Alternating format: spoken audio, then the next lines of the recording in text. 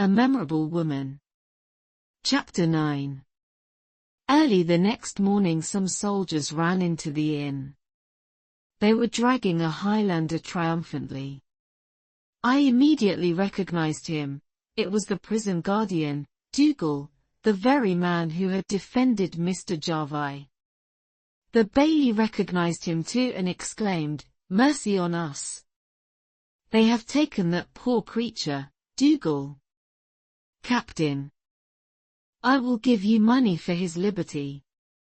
The officer, however, paid no attention to the baillie's request. Instead, he started to question Dougal. He forced the Highlander to admit, with great reluctance and after many contradictions, that he knew Rob Roy MacGregor Campbell and that he had seen him only an hour before.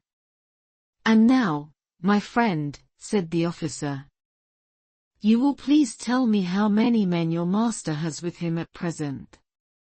Dougal looked away and replied slowly that he did not know.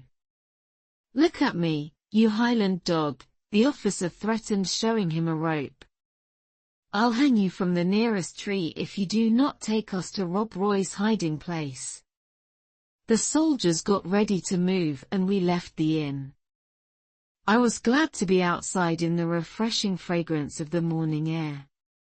I liked the woods around me, the mountain lake in the distance, the romantic solitude of the place where a man alone seemed to be in a state of inferiority. At one point the road we were following suddenly emerged from the forest and started to follow the shore of the lake. It gradually became narrow and steep, the ideal place for an ambush. Suddenly a woman appeared on the summit of a rock above us. "Stop!" she cried in a commanding tone. "What are you doing in MacGregor's country?" She was an imposing woman of about 50. Her face, once beautiful, was expressive but now full of lines. She wore a plaid wrapped around her body, as Highland soldiers do, and a man's bonnet with a feather. She was also carrying a sword in her hand, and had a pair of pistols in her belt. "We are looking for Rob Roy MacGregor Campbell," replied the officer.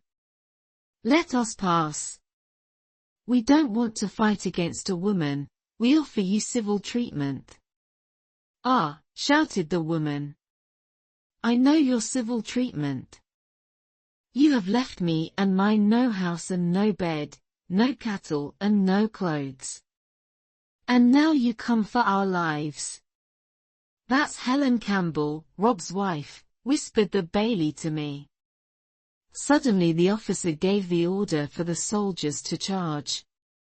Guns flashed from various parts of the pass and 3 redcoats were killed. The captain prepared a second attack against the Highlanders.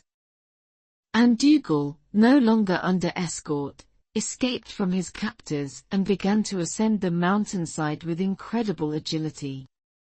I followed his example while the fire and the grenades exploded and hissed behind me, and I continued climbing until I was out of breath. Then I stopped and looked down. I saw the baillie hanging in midair from the branch of a thorn tree. Andrew was on the top of a rock, exposed to all dangers, and was crying for mercy alternately in Gaelic and English. In spite of the danger, the scene was very comical. After a few minutes the guns stopped. Some of the soldiers were lying lifeless on the ground, the rest were in the hands of the Highlanders. I realized then for sure that Dougal was not a traitor.